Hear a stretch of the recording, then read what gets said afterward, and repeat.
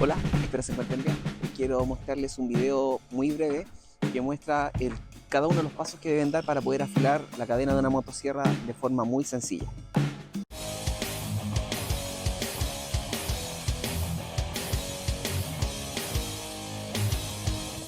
Lo primero es que al mirar la espada se van a encontrar que la cadena tiene dientes en ambos lados, derecha e izquierda.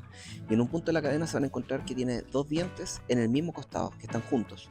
Por lo tanto, esta puede ser su referencia para comenzar a afilar cada uno de los dientes.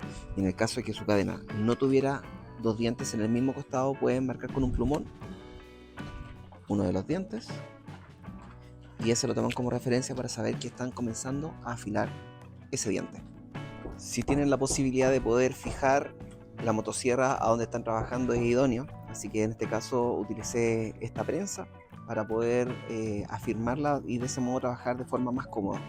En relación a la posición de la lima, hay dos ángulos que deben cuidar al momento de pasar por cada uno de los dientes. Lo primero es que la lima en relación a la espada va en un ángulo de 90 grados. Por lo tanto, aquí se forma ese ángulo de 90 grados. Luego, según el diente que vayamos a afilar, y así es el del lado izquierdo o del lado derecho, es la posición que va a llevar la lima. Por ejemplo, si voy a afilar este diente que está hacia el lado izquierdo, la lima va a ir en esta dirección, apuntando hacia adelante, ¿cierto? En un ángulo entre 30 y 35 grados. Voy a cargarme hacia afuera y ligeramente también hacia arriba, y a la vez, al momento de irla pasando, voy a girar la lima en este sentido. Lo mismo hacia el otro lado.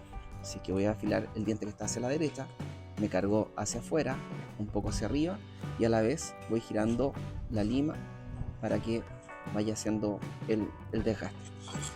Es importante que también las pasadas que hagan en los dientes sean en todos igual. Así que si hago 3 pasadas en este diente, en todos los demás tiene que ser 3 pasadas. De esa forma eh, no queda desbalanceada la cadena. Entonces cuando hacen los cortes van a hacer un corte derecho y no cargándose hacia un lado.